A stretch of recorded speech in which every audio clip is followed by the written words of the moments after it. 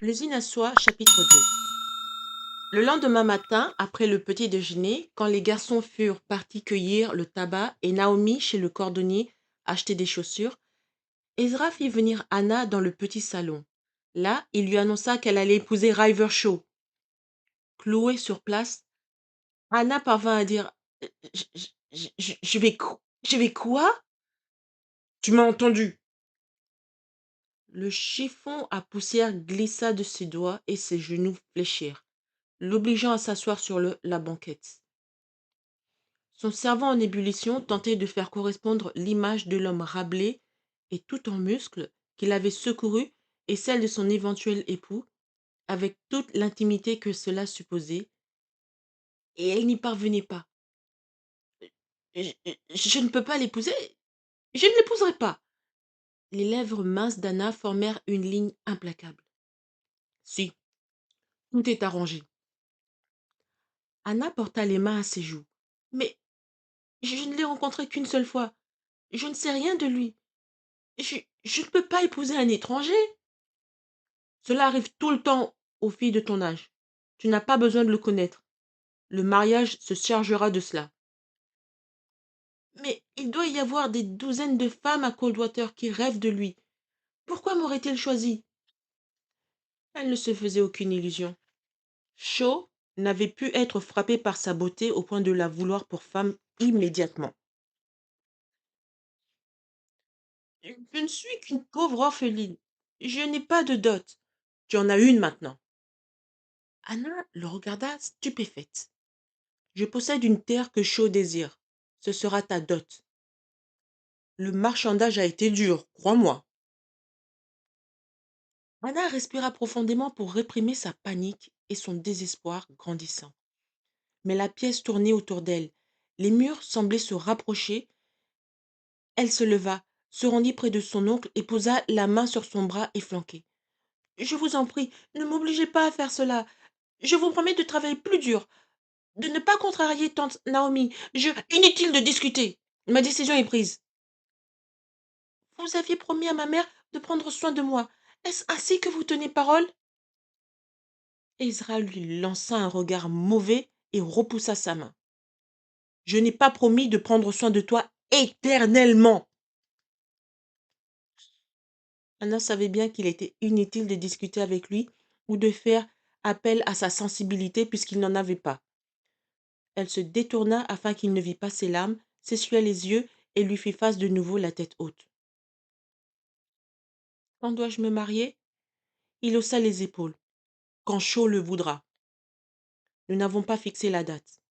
Il viendra te parler cet après-midi. Anna se tenait raide comme un morceau de bois. Si seulement le sol pouvait l'engloutir. Il lui faudrait désormais partager le lit de River Shaw, porter ses enfants et vivre avec lui le restant de ses jours. Elle frissonna. Les petits yeux d'Ezra s'adoucirent un bref instant. Tu n'es pas heureuse ici.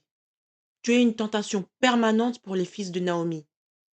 Le père de Shaw ne valait pas grand-chose, mais lui est un homme bien. Il te traitera avec bonté. Avant de quitter le salon, il ajouta. Tu as l'air fatigué. Laisse le ménage à Naomi et prends le temps de t'habituer à l'idée. Il parut hésiter comme s'il attendait qu'Anna le remerciât de sa générosité. Mais comme elle demeurait rigide et pleine de ressentiment, il haussa les épaules et la laissa méditer sur son sort. Incapable d'attendre l'après-midi pour parler à son futur époux, Anna mit sa coiffe, noua les larges rubans sous son menton et partit d'un pas vif. 15 minutes plus tard, elle arrivait à Mulberry Hill, à la limite des deux propriétés. Elle prit son souffle, releva ses longues jupes de calicot et entama la montée entre les rangées de mûriers. À mi-chemin, elle remarqua plusieurs femmes en robe noire et tablier blanc qui choisissaient des feuilles comme elle aurait cueilli des pommes à l'automne. L'une d'elles leva la tête et sourit. Bonjour. Bonjour. Sauriez-vous me dire où trouver River Shaw? Elle se mit à rire. Monsieur Shaw se trouve là où il est toujours, dans le hangar avec les vers. Euh, euh, les vers? Oui, les vers à soie.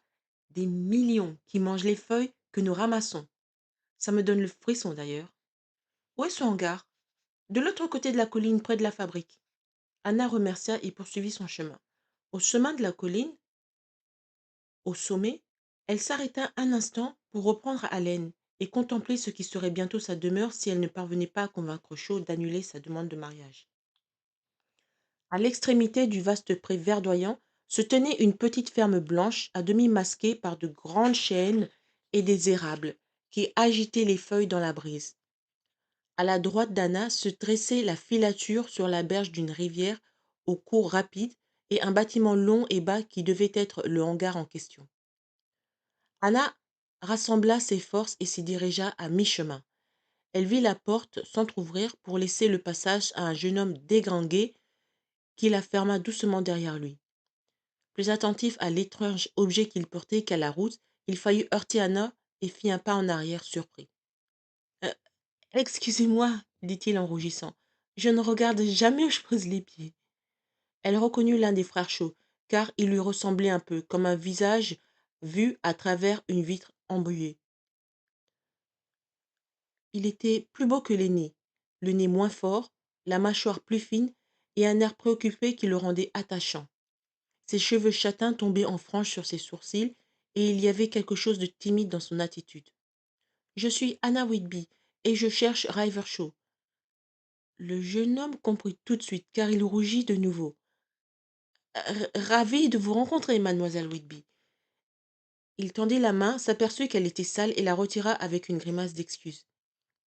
«Pardonnez-moi, je ne sais pas garder mes mains propres.» Anna sourit pour le mettre à l'aise. «Vous devez être James Shaw, l'inventeur.»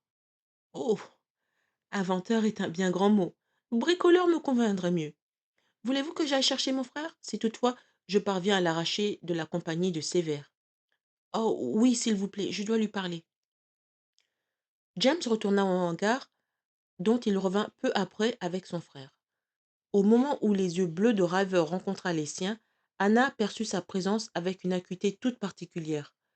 Lorsqu'elle l'avait vu pour la première fois dans le champ de tabac, il n'était que l'un des hommes qu'elle croisait à Coldwater, et qu'elle tenait soigneusement à distance. À présent qu'il était destiné à être son mari, cette distance semblait dangereusement se raccourcir. Si seulement les choses avaient pu rester à leur place. «Bonjour, mademoiselle Whitby. Je ne pensais pas vous voir avant cet après-midi.» Il savait donc pourquoi elle était venue. Elle essaya de sourire mais n'y parvint pas. «J'aimerais vous parler, si possible.» James dit à son frère. «Va donc, je m'occupe des verres.» Après un signe de tête timide à Anna, il rentra dans le hangar. «Allons près du ruisseau, voulez-vous?» proposa River. Elle le précéda et ils marchèrent dans un silence gêné, comme deux étrangers, ce qu'ils étaient. Enfin, Anna fit demi-tour face à lui. «Mon oncle Ezra m'a dit que vous avez demandé ma main. Puis-je savoir pour quelle raison? Vous ne me connaissez pas plus que je ne vous connais.» «Je ne vous ai pas demandé en mariage. C'est votre oncle qui m'en a parlé.» «Mon oncle vous a fait une proposition?» «Oui, il a dit qu'il était grand temps de songer à vous marier, qu'il n'avait pas confiance dans les fils de Naomi. Il pensait que je ferais un bon époux pour vous.» «Et vous avez accepté son offre?» «Oui.» Anna lui lança un regard perçant, comme pour l'évaluer. «Donnez ma franchise, monsieur Shaw, mais vous ne me semblez pas homme à accepter un mariage de convenance sans contrepartie.» Il fut surpris, en effet, et la considéra avec respect. «Je ne ferai pas insulte à votre intelligence en vous affirmant que je suis tombé amoureux de vous au premier coup d'œil, mademoiselle Whitby, quoique que vous soyez une jeune femme charmante. Si j'ai accepté l'offre de votre oncle, c'est parce qu'il m'a accordé quelque chose que je convoite depuis longtemps, l'une de ses terres.» «Ah, la dot dont avait parlé Ezra. Anna dit d'une voix frémissante. «Mais je ne veux pas vous épouser, monsieur Shaw.» Il eut un sourire amusé. Puis-je demander pourquoi? Il paraît que je suis un bon parti. Anna ignora la moquerie. «J'en suis sûre, mais nous sommes deux étrangers. Nous nous sommes vus pour la première fois avant-hier. Vous ne me connaissez pas du tout.» «Hum, alors parlez-moi de vous.» «Eh bien, je suis têtue, indocile, raisonneuse, une virago en somme. Oui, et je pourrais aussi être une ivrogne, pour ce que vous en savez.» L'expression de River se figea. Je sais fort bien que vous n'êtes pas une ivrogne, mademoiselle Whitby. Quant à être indocile, il me semble que vous obéissez assez bien à votre oncle Ezra. Elle ne sut que répondre. Ryver se fit solennel. Essayez-vous de me décourager? Parce qu'il y a quelqu'un d'autre? L'un des fils de Naomi, peut-être? À la pensée de Nat, elle eut une grimace de dégoût. Oh non, personne! Ah, je comprends. Vous espériez un mariage d'amour. Oui, monsieur Shaw, mes parents n'ont pas fait un mariage de raison. Comme vous le savez, ils s'aimaient et ont été heureux. Le visage de River s'adoucit, mais sa voix resta dure et inflexible. J'ai bien peur que vous n'ayez pas autant de chance. Votre oncle m'a offert votre main et j'ai accepté que vous soyez ou non une ivrogne. Comment pouvez-vous épouser une femme que vous n'aimez pas et qui ne vous aime pas non plus? S'écria-t-elle. Je veux produire de la soie, mademoiselle Whitby. J'en rêve depuis des années. Je ferai n'importe quoi pour ce que je rêve, pour que mon rêve devienne réalité. Anna eut les yeux pleins de larmes. Shaw ajouta plus doucement. Vous êtes très jeune, et vous ne devez peut-être pas vous en rendre compte de l'avantage qu'il y a à m'épouser. Comme elle le regardait d'un air interrogateur, il poursuivit. J'ai l'intention de devenir riche. Ma femme ne manquera de rien, sauf de l'amour d'un mari. Cela, je ne puis le permettre, mais avec le temps peut-être. Elle apprécia son honnêteté tout en souhaitant qu'il mentît. Il la prit par les épaules et l'obligea à le regarder. Je sais que vous ne voulez pas m'épouser, Anna, et je préférerais avoir une femme consentante que le contraire. Mais je vous promets que, si vous faites de votre mieux avec moi, je vous offrirai une vie agréable.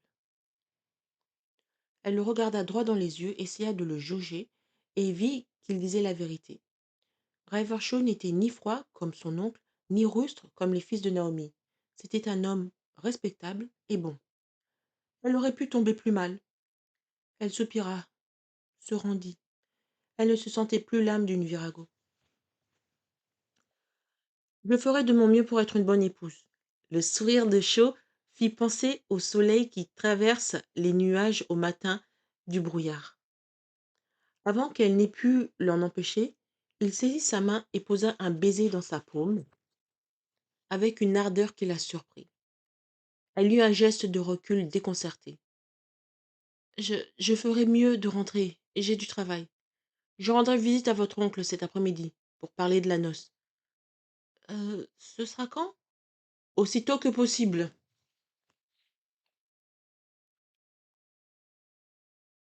Chaque fois que Ryver se rendait à Hartford, il faisait une halte pour observer la flottille de bateaux à fond plat qui descendaient la rivière du Connecticut avec leur cargaison de bois, de charpente, de bœuf et de porc salé en provenance du nord de la Nouvelle-Angleterre.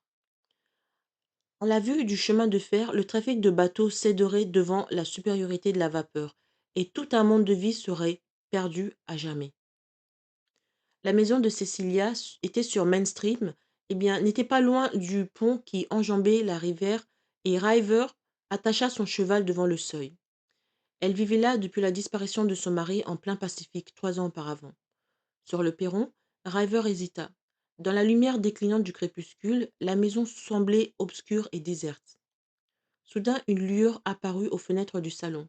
Il vit Cecilia allumer une lampe à huile qui la baigna d'une chaude chaleur, d'une lumière dorée. Et il se souvint de la nuit de leur rencontre 5 ans plus tôt. Il était venu trouver son père dans l'espoir que ce riche capitaine, l'un des deux des dieux du fleuve de Hartford, propriétaire d'une flotte de grands navires qui allaient de New London aux Antilles, embaucherait un pauvre garçon de Coldwater. En montant l'escalier du perron, il avait aperçu la jolie fille du capitaine en train d'allumer avec grâce une lampe à huile. Elle représentait tout ce à quoi aspirait Ryver, et il était tombé tout de suite amoureux d'elle. Mais puisque Ryver avait été trop fier pour se présenter par l'entrée de service, il n'avait pas été engagé par l'arrogant capitaine, et on avait trouvé un mari plus convenable pour Cecilia. Cependant, Ryver ne l'avait jamais oubliée. À 22 ans, elle était veuve, et Ryver ayant proposé, et il avait aussi prospéré. Il s'était arrangé pour lui être présenté. Ils étaient devenus amants peu après. Il regarda Cecilia replacer le verre de la lampe et s'éloigna de la fenêtre avec grâce. Il monta alors les dernières marches et frappa à la porte. Elle lui ouvrit. Ses grands yeux bruns brillèrent de plaisir et de confusion à cette visite tardive. Son sourire radieux était comme un baume apaisant. River, comme je suis heureuse de te voir. Elle prit son chapeau et le fit entrer dans le vestibule. Il l'enlaça, chercha sa bouche avec avidité. Elle se haussa sur la pointe des pieds pour se prêter à son baiser. River en gémit de plaisir, empli d'une chaleur soudaine. Puis, il l'éloigna de lui et la scruta. Je n'ai jamais vu de femme à la taille aussi fine. Cette robe te fait paraître plus mince encore. River, tu es bien le seul homme de ma connaissance qui remarque comment s'habille une femme. Oh, ou comment elle se déshabille. Cécilia lui donna une tape sur la main. Entrons dans le salon. J'ai du vin de sureau et tu me raconteras les dernières nouvelles de ta filature. River aimait Cécilia non seulement pour ses audaces amoureuses, mais aussi parce qu'elle savait si bien le réconforter. Jamais elle ne lui reprochait de la négliger quel que fût le temps passé entre les deux visites. Jamais elle ne l'implorait de venir plus souvent. Quand il était avec elle, les soucis glissaient de ses épaules comme une vieille peau et il était baigné de paix. Il s'installa sur le sofa et elle lui tendit un verre de vin de sureau avant de s'asseoir à côté de lui. Effleurant son genou de son ample jupe, elle souleva son verre. Au soir chaud. Il porta le toast, prit une gorgée et reposa le verre. Il allait la blesser de façon cruelle. Si après cela elle ne voulait plus de jamais de lui, il aimait autant que ce soit fini tout de suite. Devinant son état d'esprit avec sa perspicacité habituelle, Cécilia s'assombrit et posa sa main sur celle de River. Quelque chose ne va pas? Il n'y avait aucun moyen de le dire sans lui faire de peine. Je vais me marier. Elle demeura immobile, mais la couleur sembla se retirer de son visage en emportant douceur et joie, jusqu'à ne lui laisser qu'un masque de mort. River s'attendait à ce qu'elle crie, sanglote, lui griffe la figure ou tombe en pamoison, mais elle restait figée, le regardant sans un mot. Il pressa sa main inerte. Dis quelque chose, je t'en prie. Ses lèvres bougèrent, mais pas un son n'en sortit. Enfin, elle questionna d'une voix rauque. L'aimes-tu? Il ne s'était pas attendu à cela. Il baissa la tête honteux. Non, c'est toi que j'aime et que j'aimerai toujours. Je ne l'épouse que pour obtenir la terre dont j'ai besoin pour la filature. Il lui raconta le marché qu'Ezra Bickford lui avait mis en main et pourquoi il l'avait accepté. Il gardait les yeux baissés sur le tapis de Turquie, incapable de regarder celle qui, par son amour et sa loyauté, méritait bien mieux que ce qu'il lui imposait. J'aurais voulu t'avoir épousé avant tout cela, mais il a fallu que je me batte pour la filature. Je la voulais prospère afin d'être digne de toi. Oh, rêveur, mais cela n'avait pas d'importance. Je le sais maintenant, mais c'est trop tard. Je comprendrai que tu m'ordonnes de quitter cette maison à tout jamais. Il soupira, l'air sombre, puis il sentit les petites mains douces de Cécilia sur ses épaules. Je ne supporterai pas de ne plus te revoir. Il se redressa. M'as-tu bien entendu? Je vais épouser une autre femme. Je t'ai entendu. Et tu acceptes quand même de continuer à me voir? Si tu veux toujours de moi, oui. Il se peut que tu tombes amoureux de ta femme et ne veuilles plus de moi. Non, je te désire depuis le premier instant, quand je t'ai vu dans la maison de ton père. Il en sera toujours ainsi. Je t'aime tant, rêveur, murmura-t-elle. Quand on aime quelqu'un, on désire son bonheur. Les soirées chauds, c'est ton rêve. Si tu as besoin de cette terre pour qu'il devienne réalité, elle enfuit son visage dans ses longs cheveux soyeux, au doux parfum d'héliotrope. Je ne te mérite pas, Cécilia. Non, vraiment pas. Laisse-moi en être juge. Tu es tellement compréhensif. Et toi, tu es toute ma vie. Plus tard, après le départ de River, Cécilia, allongée dans le lit encore tiède du corps de son amant et tout froissée de leurs ardeurs, contemplait le plafond. Ce n'est pas elle que River allait épouser. Cette certitude enserrait son cœur d'une chape de glace. Elle aurait dû lui dire que leur liaison était terminée, mais la pensée de le perdre, de ne plus jamais partager son lit, était plus douloureuse encore que son orgueil malmené. Elle n'avait plus d'orgueil quand il s'agissait de River. Il ne lui restait qu'à se contenter des miettes de vie qu'il daignerait partager avec elle, et elle en était heureuse. Mais sa trahison faisait mal. Elle enfouit sa tête dans l'oreillon et sanglota jusqu'à ce qu'elle n'eût plus de larmes. Anna, elle, refusait de verser la moindre larme le jour de son mariage.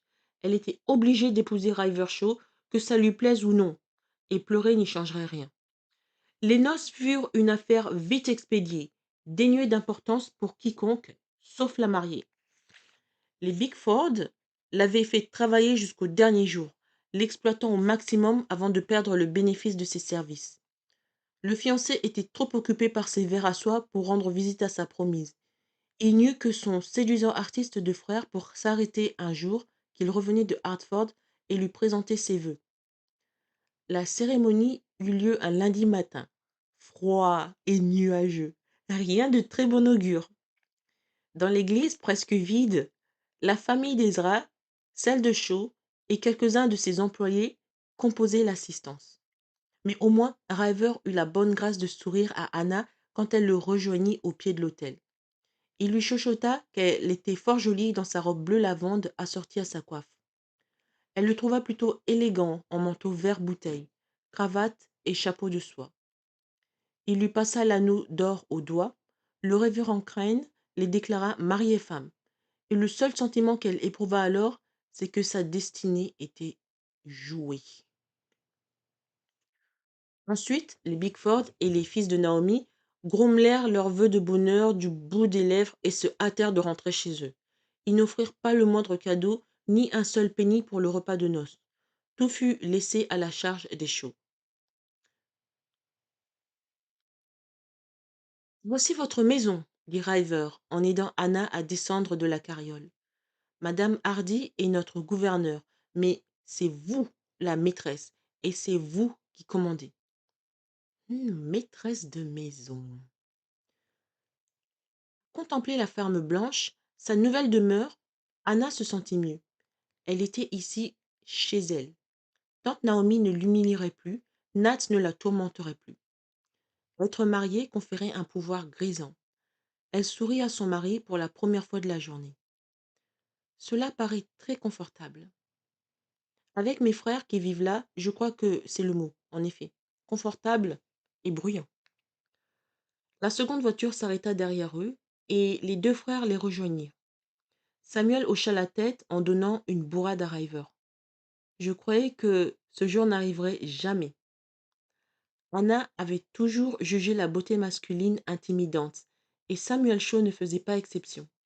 Ses cheveux bruns, bouclés, juste comme il faut, et ses yeux d'un bleu très pâle étaient ombrés d'épais cils noirs qu'une femme aurait enviés. Anna ne trouvait rien à redire à son nez fin et aristocrate, ni à ses belles dents blanches. Il n'avait pas les épaules aussi larges que River, ni l'allure dégingandée de James, et se mouvait avec une grâce sensuelle et virile. La seule qualité qui le sauvait de tant de perfection était sa totale absence de vanité. Samuel posa un baiser sur la joue de Anna. Bienvenue, Anna. Même si les circonstances de votre venue ne sont pas idéales, vous êtes notre sœur à présent, et un jour vous serez fière d'être une Shaw. Touchée par sa sincérité, elle se sentit moins intimidée. James dit d'un air gauche. Bienvenue dans notre famille. Avant de rencontrer Madame Hardy, dit River, je dois vous avertir, c'est une vieille dame grincheuse qui dit ce qu'elle pense sans se soucier de vexer les gens. Elle est en effet quelquefois, disons, impolie, ajouta Samuel. Vous voudrez bien l'excuser, poursuivit James, comme nous tous. Madame Hardy, proche de la soixantaine, couronnée de cheveux argentés, assortie à ses yeux d'un gris perçant, attendait sa rivale avec un somptueux déjeuner servi dans la petite salle à manger du rez-de-chaussée. Ce n'est pas trop tôt, grommela-t-elle, en parcourant Anna des yeux comme si elle cherchait un défaut. J'espère que vous avez le dos large, ma petite. Sinon, vous ne tiendrez pas longtemps. et River vous ramènera d'où vous venez. Anna sourit. Et je pense que je tiendrai. Bon, alors mangeons, avant que tout ne soit refroidi. Si Anna avait pensé s'attarder à son repas de noces, elle se fut vite détrompée. River engloutit sa dernière tranche de cake au raisin et se leva en disant: J'aurais bien aimé traîner un peu, mais le travail m'attend. Je dois m'occuper des verres à soie. Madame Hardy eut un petit gloussement. Je croyais que tu te montrerais un peu plus charmant, que tu montrerais ta chambre à ta jeune épouse. Martha! Cependant, Anna saisit l'occasion. Madame Hardy, pourquoi ne pas me faire visiter la maison? Plus tôt j'assumerai mes nouveaux devoirs, mieux cela vaudra. River la regarda d'un air rayonnant. Je vois que j'ai épousé une femme qui connaît la valeur du travail. Anna, elle, espérait y trouver le moyen de s'adapter à la nouvelle vie de Madame Hardy, maintenant qu'elle est Madame River Shaw. Vers la fin du milieu de l'après-midi, Madame Hardy avait montré à Anna le fonctionnement de la maison et les deux femmes se reposaient devant une tasse de thé. Depuis quand êtes-vous chez les Shaw? Demanda Anna en se servant elle-même. Toute une vie, il me semble, répondit la gouvernante en lui tendant une assiette de biscuits. Je suis venue d'une ferme voisine prendre soin des garçons quand leur mère est morte. Leur père était un ivrogne fini, mais beau comme le péché. Il s'appelait Rémi Chaud, mais tout le monde le surnommait Rumi, parce que le Rhin des Antilles semblait couler dans ses veines à la place du sang. C'est à cela qu'Ezra faisait allusion en parlant du père de River comme d'un vaurien. Anna hocha la tête. Ce devait être dur pour les fils. Sans eux, cette famille serait morte de faim. Remy était constamment trop ivre pour voir clair, sans parler de travailler. Oh, il avait des projets, de grands projets. Mais ce n'était que de la fumée. Un vrai rêveur, tandis que les garçons, c'est autre chose. Ils vous aiment beaucoup. Madame Hardy gloussa. S'ils ne m'écoutent pas, ils n'ont ni vêtements propres, ni dîner. Je veux les voir mariés et connaître leurs enfants. C'est un peu tôt pour le dire, mais je crois que vous serez une bonne épouse pour River. Sam et James, c'est différent. Sam est trop occupé à peindre de jolies femmes pour en courtiser une, et le pauvre Jimmy est si timide que sa langue se fiche dans sa bouche quand on fait mine de le regarder. Il préfère la compagnie de ses machines? Madame Hardy vida la tasse et cliqua des lèvres. Je vais vous dire une chose. Ça ne va pas être facile d'être la femme de River. Il n'aime pas qu'on lui dicte sa conduite. Ne le faites jamais. Si vous avez besoin d'un conseil sur la façon de le prendre, venez trouver la vieille Martha. Anna était toute prête à saisir l'occasion. Je voudrais être une bonne épouse pour lui, mais je ne sais pas comment m'y prendre. Nous sommes des étrangers. La gouvernante posa ses coudes sur la table et se pencha en avant, les yeux brillants. C'est simple. Donnez-lui au lit ce qu'il désire et intéressez-vous à sa filature. Anna rougit et ignora la première partie du conseil. Pourquoi veut-il produire de la soie? Pour se prouver à lui-même qu'il vaut mieux que son père. Il veut faire fortune. Il est certain d'y arriver. Il pense que si les Américaines ont la possibilité d'acheter de la soie fabriquée dans le pays, elles le feront. Anna se souvint des robes de soie fines de sa mère et ses récriminations joviales au sujet de leur coût. Même l'austère tante Naomi possédait une belle robe de soie noire pour les occasions spéciales et les deuils. Anna se leva. Je vais aller jeter un coup d'œil à cette filature. Madame Hardy eut l'air enchantée que la jeune épouse de River fût si bien disposée à suivre ses conseils. Anna s'immobilisa sur le seuil du hangar, clignant les yeux dans la pénombre. Fermez cette fichue porte, rugit River. Comme elle demeurait interdite, il se précipita sur elle, la saisit par le bras et la projeta hors du hangar, puis ferma avec soin avant de se retourner vers elle, le visage déformé par la colère. Ne faites plus jamais cela! Mais qu'ai-je fait? Ouvrir la porte en grand, petite sotte. Un courant d'air subit peut les rendre tous malades. Les joues d'Anna s'empourprèrent. Je l'ignorais. La fureur de River décrut tel un orage d'été. Il se passa la main sur la mâchoire pour se calmer. Bien sûr, vous l'ignorez. Tout le monde parle de vos vers à soie, j'ai voulu les voir aussi. Il soupira. Mais personne ne vous a averti qu'il fallait entrer avec précaution. Non, personne. Venez alors, mais parlez doucement, car les bruits les dérangent. Elle n'osa même plus respirer en entrant dans le garage, et souleva ses jupes de crainte qu'elles ne bruissent et ne dérangent les petites créatures. Deux femmes qu'elle avait vues en train de cueillir les fleurs du mûrier étaient maintenant occupées à nourrir les chenilles. Anna, observant le corps crémeux dans les plateaux, chuchota. Qu'est-ce qu'elles font du bruit? Driver sourit. Leur façon de manger laisse beaucoup à désirer, c'est vrai. Comment font-elles de la soie? Surpris par l'intérêt qu'elle montrait, il répondit. Dans 2 semaines, elles auront atteint leur taille adulte et cesseront de manger pour commencer à tisser leur coton. Quand ceux-ci seront formés, nous tuerons les chenilles à l'intérieur afin qu'elles les brisent, qu'elles ne brisent pas et n'abîment pas la soie. Puis nous les plongerons dans de l'eau chaude et les déroulerons. Ensuite, on les tisse pour faire des robes. Il secoua la tête. Les Soirichaux se contentent de fabriquer du fil, mais un jour prochain, il ne termina pas sa phrase, le regard lointain. Puis-je voir la filature? S'enquit Anna. Ryver sortit de sa rêverie. Bien sûr, suivez-moi. Ils longèrent le sentier qui menait à un bâtiment isolé sur le bord de la rivière. Ryver dit d'un ton moqueur. Je ne vous demande pas de prendre soin de la filature au même titre que la maison, vous savez. Je n'en ai pas l'intention. Je suis simplement curieuse. Cela fait partie de ma vie à présent. Et ce sera l'héritage de nos enfants. À cette allusion, Anna pensa à sa nuit de noces, et elle eut un léger frisson. Si Ryver le remarqua, il n'en dit rien. Cependant, tandis qu'il lui présentait les deux jeunes filles qui déroulaient les fils de soie et lui expliquait le processus, Anna restait obnubilée par cette nuit de noces et parce que les exigences de son mari seraient. Peu après le coucher du soleil, Anna se retira au premier étage dans la chambre qu'elle avait partagée ou qu'elle devait partager avec Ryver. Elle enfila une chemise de nuit qui avait appartenu à sa mère, en fine batiste presque arachéenne bordée de bleuets, atteignit la lampe et se glissa dans le lit au moment où les pas de son mari résonnaient dans le couloir. Son cœur battait comme un tambour. La porte grinça doucement et Ryver apparut, plus semblable à une ombre menaçante qu'à un homme de chair et d'os. Il se déshabilla et ses vêtements tombèrent sur le sol dans un froissement d'étoffe. Il ne dit rien. Anna ferma les yeux et demeura immobile quand le lit craqua et se creusa sous le poids de Ryver. Elle pensa qu'il allait apaiser ses craintes de jeune fille et lui murmurer des mots doux, mais il se contenta de s'approcher d'elle et souleva sa chemise de nuit.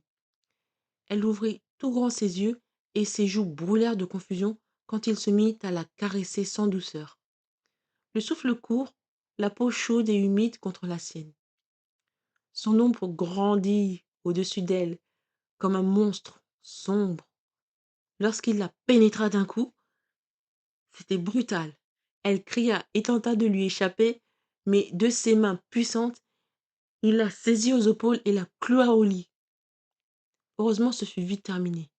Elle grogna et roula loin d'elle. Il grogna et roula loin d'elle.